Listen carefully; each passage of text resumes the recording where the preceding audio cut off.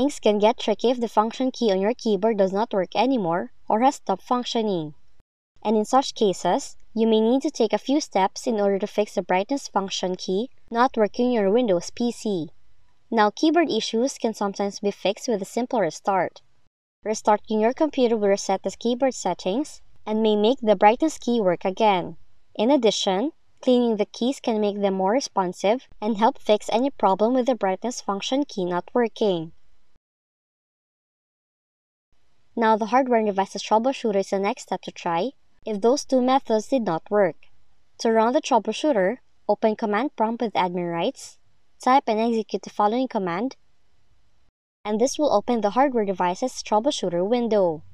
Now you have to follow the on-screen instructions and complete the process to detect and fix any problems related to your keyboard and function keys. Lastly, run the keyboard troubleshooter by opening Settings, click System, choose Troubleshoot, click all the troubleshooters, scroll down to locate the keyboard, then click Run. And that's how to fix the brightness function key not working on your Windows 11 computer. If you found this video helpful, kindly like and subscribe.